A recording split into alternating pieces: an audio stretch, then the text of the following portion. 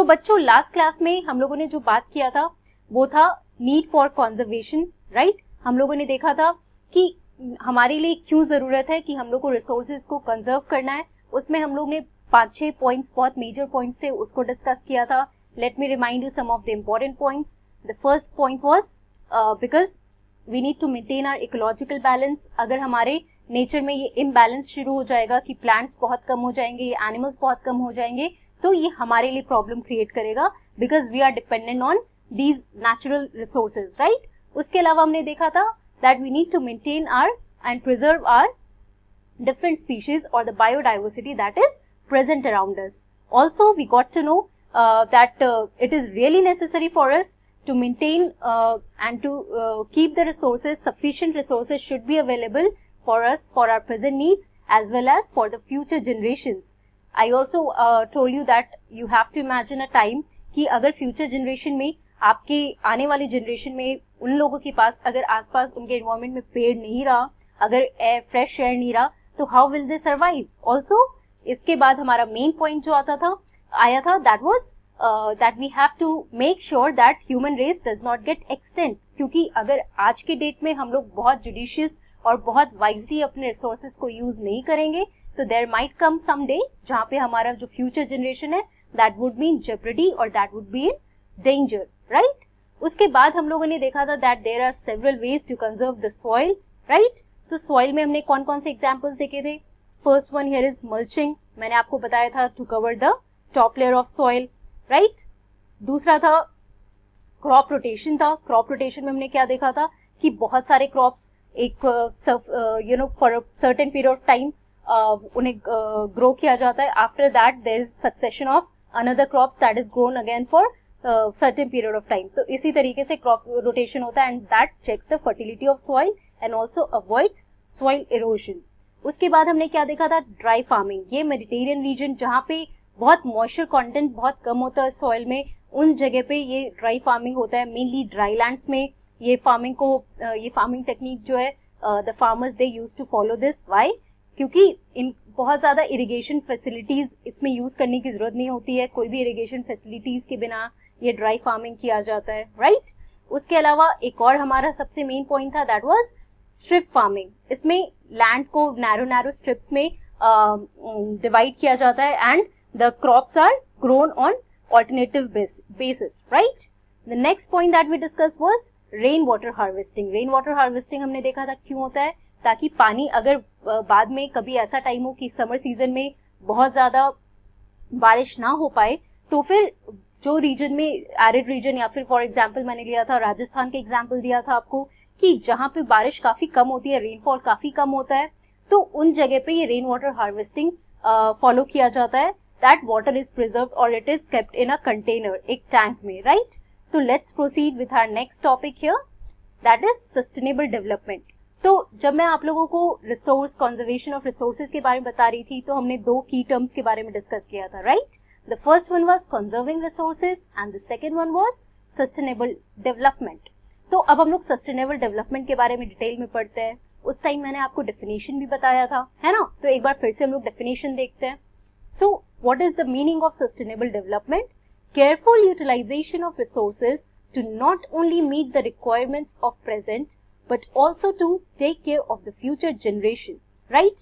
तो ऐसा नहीं है कि जब हम लोग कंजर्वेशन ऑफ रिसोर्सेज की बात कर रहे हैं तो just to satisfy our needs and also to take care of our needs हम लोग अपने रिसोर्सेज को कंजर्व करें, नहीं। सस्टेनेबल डेवलपमेंट का मतलब होता है कि हमारा भी काम चले और हमारे जो बाद में आने वाले हमारे फ्यूचर जनरेशंस हैं उनका भी काम हो, राइट। तो ऐसा नहीं होना चाहिए कि आज के डेट में हम लोग सारे रिसोर्सेज अगर कंजर्व कर रहे हैं तो ऐसा नहीं हो कि हम लोग थोड़ा सा कंजर्व कर रहे हैं और बाकी जो है सब यूज कर रहे हैं, ताकि हमारे टाइम तक जब तक हम लोग वी आर लिविंग हियर तब तक हमारा रिसोर्सेज हम जितना भी है एक्सप्लॉइट करेंगे according to our needs. No, we have to carefully utilize the resources not just to meet our requirements but also the requirements of our future generation and that comes under the term sustainable development. अब बच्चों देखो यहाँ पे मैंने आपको एक photo यहाँ पे डाला है। now the sustainable development goals. now let us see some of the goals कि क्या क्या आता है sustainable development में, right? सबसे पहला देखो यहाँ पे है no poverty. अब इसका क्या मतलब होता है कि कोई भी गरीबी में ना रहे. Everyone should be treated equally, everyone should have the money, everyone should have certain amount जिससे उनका अपना एक सस्टेन कर सके अपनी लाइफ को, राइट? उतने पैसे उनके पास, उतनी रिक्वायरमेंट उनके पास होनी चाहिए, राइट? ऑल्सो जीरो हंगर, कि हमारे वर्ल्ड में ऐसा ना हो कि किसी के पास खाने का कुछ ना हो. तो सस्टेनेबल गोल्स आप देख रहे हो कैसे कैसे, no poverty, zero hunger, that everyone should have sufficient food to fulfil their requirement.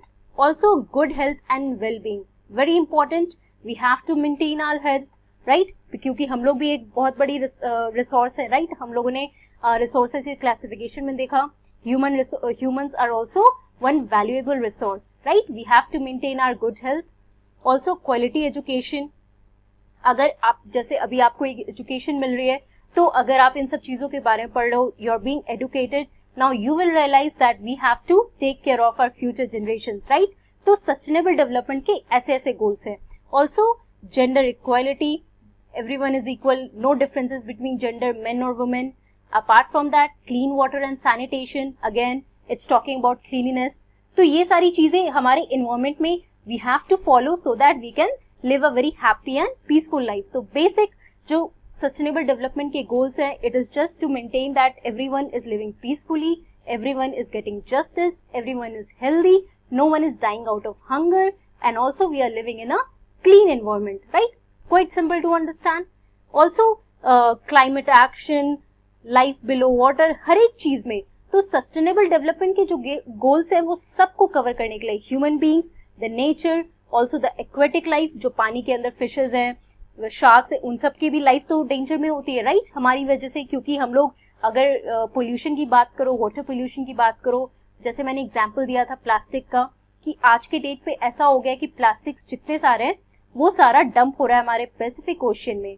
और ये इतना बड़ा प्रॉब्लम है कि ये सिर्फ हमारे लाइफ के लिए डेंजरस नहीं है, but also for the aquatic life, जो फिशेज है वहां पे, you know, there can be a time where जहाँ पे ओशियंस में there would be more plastics there and less fishes or any other aquatic life, right? So you can see why this sustainable development is quite important for us, why we have to carefully utilize our resources, and also we have to see that it is being used very judiciously so that it can be kept for our future generation, right? अब हम लोग और थोड़े basic principles के बारे में पढ़ेंगे. Now before that, here is some examples to see how you can achieve those goals. तो आप फर्स्ट पिक्चर में क्या देख रहे हो? आपको बहुत ज्यादा ग्रीनरी तो दिख रही है, राइट? यहाँ पे देखो, ये जैसे ट्रीज या प्लांट्स को शो कर रहा है. यहाँ पर देखो, यहाँ पे विंड मिल्स हैं, right? And this person he is using bicycle. तो आप इससे क्या समझ रहे हो बच्चों? इसका मतलब होता है कि आपको अगर अपने एनवायरमेंट को क्लीन रखना है, अपने एयर को क्लीन रखना, you want to breathe fresh air, good quality air, तो आपको 3-4 चीजें जो हमेशा फॉलो करनी चाहिए, that is to plant more and more trees and not to cut trees, right? अगर आप डिफॉरेस्टेशन करोगे तो ट्रीज जो हमें ऑक्सीजन प्रोवाइड करते हैं वो हमें कैसे मिलेगा? ऑब्वियसली हमें नहीं मिलेगा. और धीरे धीरे ये अगर डिप्लीशन हुआ ट्रीज का, तो that would be affecting our health also. बहुत से कॉन्सिक्वेंसेज हमें देखने पड़ेंगे, राइट? So one thing that you can start doing is planting more and more trees around your surrounding. Apart from that, one should stop using vehicles that emit very harmful gases. तो हमारे atmosphere में अगर आप car, scooter, buses, जितने fuel gases use करने वाले जो हमारे व्हीकल्स हैं, उन सबको यूज ना किया जाए. बाइसाइकिल यूज किया जाए या फिर इको फ्रेंडली चीजें यूज की जाए. तो we can say that we are trying to protect our environment. Wind mill energy, क्यों? क्योंकि विंड और सोलर एनर्जी ऐसी चीज है that is present in our nature in unlimited quantity, right? तो हम लोग उसका अच्छा यूसेज कैसे कर सकते हैं? इन नेचुरल रिसोर्सेज को हम लोग कैसे यूज कर सकते हैं? विंड मिल्स लगा के, विंड मिल्स फार्म आज तो बहुत, आज के डेट में बहुत जगह पे ये सारी चीजें यूज हो रही है, but it has to be used all over the country, not at one place, right? अगर ऐसा हुआ कि सिर्फ एक जगह पे यूज हो रहा है, बाकी लोग अभी भी नेचर को एक्सप्लॉइट करेंगे, तो that would be really dangerous for us.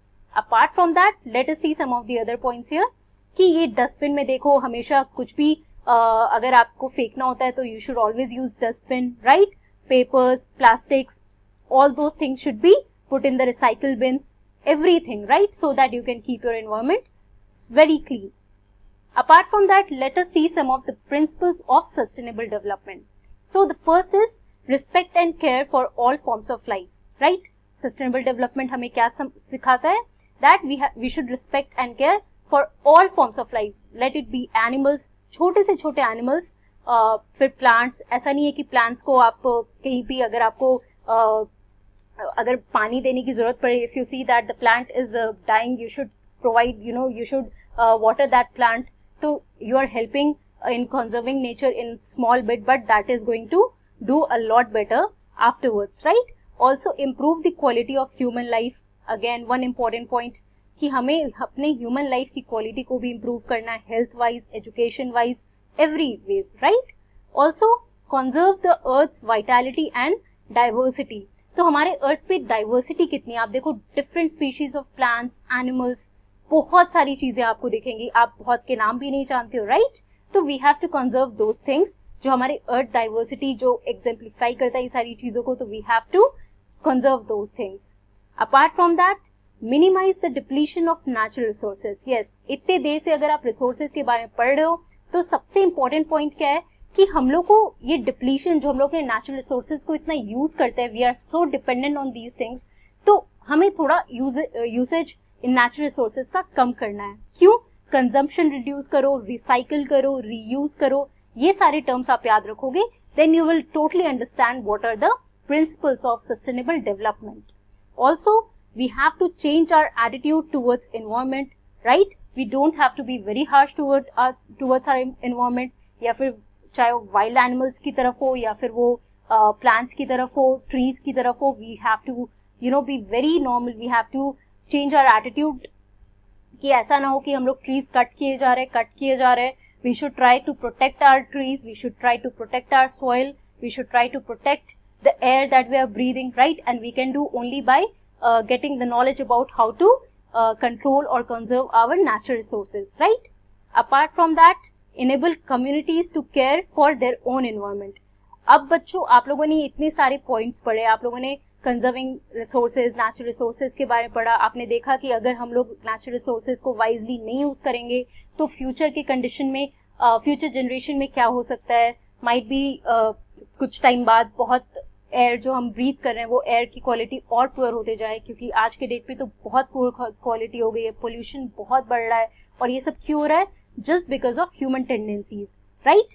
So we have to see that not only us but our community, everyone is taking care of our environment, right?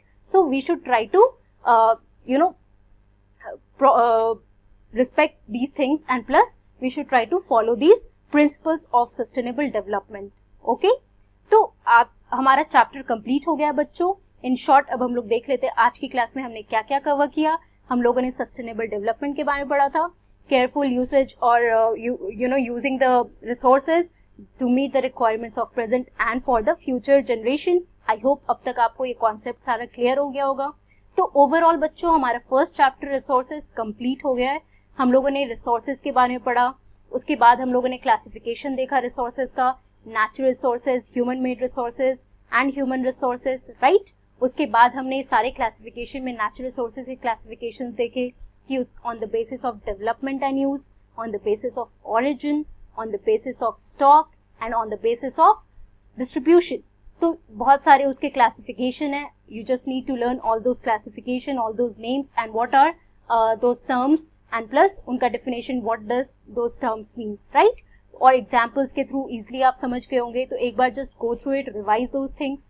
Human made resources क्या होता है, human resources क्या होता है, दोनों एक दूसरे से डिफरेंट कैसे हैं, राइट? उसके अलावा कंजर्वेशन ऑफ रिसोर्सेज के बारे में हमने पढ़ा है, और हमने लास्ट में सस्टेनेबल डेवलपमेंट कंप्लीट कर लिया है.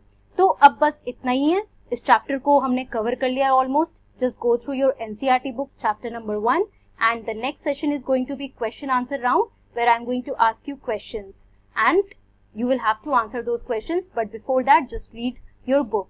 Okay, that's all for today. Thank you very much.